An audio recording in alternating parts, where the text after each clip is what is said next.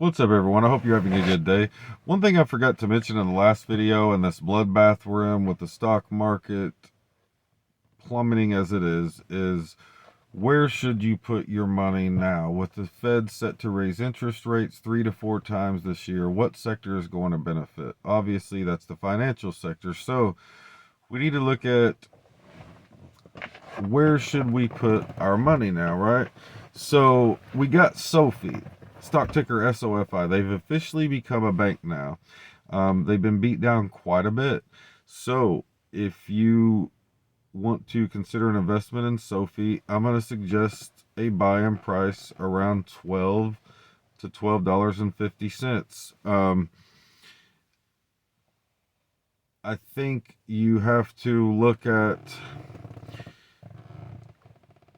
where you're going to put your money, where it's going to benefit from interest rates being risen. You know, who's poised to benefit. So we got a young bank here. The price is still low. So that's a good one. Now you can diversify and pick some different companies. You know, maybe you like PennyMac Financial Services. You know, if you're not in there, you know, a good entry point, in my opinion, would be around $56 to $60. Now here's the thing. The bottom line is there's more pain to come in the stock market, as I predicted, and you know, I'm not going to rehash everything I just talked about in the last video, so you can feel free to watch that. But there's an inverse relationship between inflation and interest rates. So the point is to raise interest rates to where we can get a balance with inflation and it's not so crazy, right?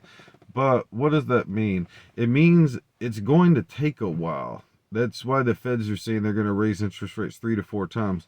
Now, they're not just obviously going to raise them all in one day, right? Because, I mean, shit would just go haywire, right? So what does that mean? As they slowly raise interest rates, right, everything's going to keep going to shit, okay? It's going to take a while for this balance to, for everything to balance, plain and simple. So there's a lot more pain to come in the stock market, in my opinion. And there's more pain to come in cryptos as well. So you want to put your money somewhere where it's going to benefit from interest rates being risen, right? So that's what I'm suggesting right now is SOFI, SOFI. And again, this is not financial advice. Trade and invest at your own risk. But you know, you need to be prepared for what's coming. As I was warning people back in November of the megaphone in the market, you know, consider selling nearly everything, buy put options. Obviously, anyone who did has made a lot of money. But now, if you weren't with me then, you're here now, we need to focus on what we're going to do now.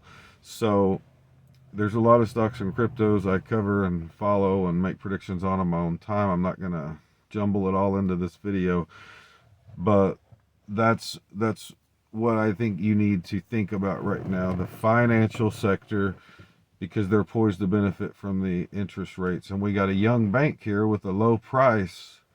So, you know, anywhere between $12 and $12.50, in my opinion, is a good entry point.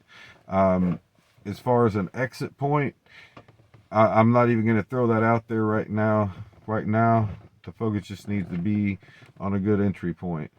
If you want to use dollar cost averaging, start out with 25% of what you'd like to own and buy on strike days or strike prices. That's never a bad idea, especially in this type of brutal market. Quite frankly, this, you know, rigged, corrupt market, you know, that the corrupt SEC allows to happen. And I know most of you are in the red, so, you know, you need to look at how you're going to move forward. And I think that's what you need to be looking at right now. When you're investing, you know, it's, you know, you're essentially, you know, you're your own financial manager. Unless you're paying someone to manage everything for you, you know, it's constantly allocating funds so that instead of your portfolio doing this and stagnating, or most people's doing this, it's doing this And the only way to do that is to constantly allocate funds. You cannot get attached emotionally or whatever sentimentally to any certain stocks or cryptos. At the end of the day, the only thing that matters is where you buy, where you sell, rinse and repeats. And you know, you need to listen to the people that have their best interests at heart, people who have solidified their credibility, um, people who have demonstrated that. And as I said, I'm not looking for a pat on the back or anything or bragging, but that's why when I do backdrop videos and I'm like, you know, hey, I made this and that prediction, it's just I'm wanting to establish a rapport of trust with you, so you listen to what I say. Because if I said, you know what, I don't know shit, I don't know what I'm doing, but you know, um, I want to help, you know, that's not gonna do you much good, right? So I'm trying to let you know that I know what I'm talking about. My price predictions are always on point, and the bottom line is anyone that listened to me has made a lot of money, plain and simple, and avoided losing a lot of money due to my warnings. So, you know, I want to be able to help you because this market is rigged to take your money away from you.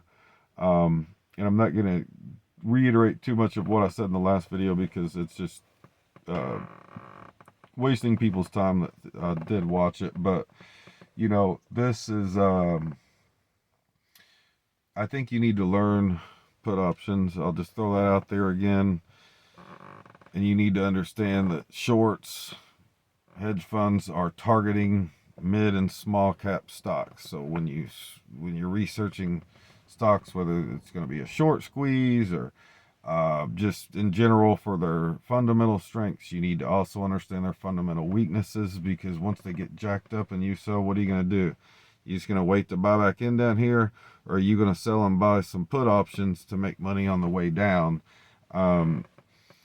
So again, I'm recommending SOFI. I think a safe entry point is $12 to $12.50.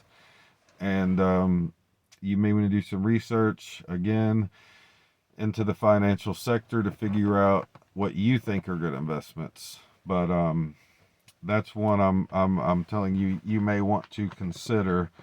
Um, it's going to be a pretty rough year for most people, and you got to understand these misinformation campaigns like Jim Cramer, buy Netflix. So let me recommend it so I can get up just high enough so my friends can buy put options and then dump so then they get rich from that. You know, it's these people are screwing you over, and in the meantime they say you're stupid for allowing it to happen. So you got to start thinking like them. You got to get in their heads. You got to know what is going on here. Okay, that's all I'm basically trying to get across is these people, you know, a lot of people are, you know, they're constantly keeping up with the news, or people like Jim Cramer, you know, going around smacking his desk and yelling. And it's just like, you know, whatever YouTubers, you know, welcome back. It's time to get rich, baby. And all this bullshit, you know, blowing smoke up your ass. At the end of the day, you just need to, you need to know how to do a critical analysis. You need to understand the economy, how that translates into the market, and you need to know how all this translates into price action. You need to understand again the strategy of the shorts. A lot of times, you ever see when a stock shoots up and all of a sudden it's like whoa, and you'll see it. It'll keep shooting up, right?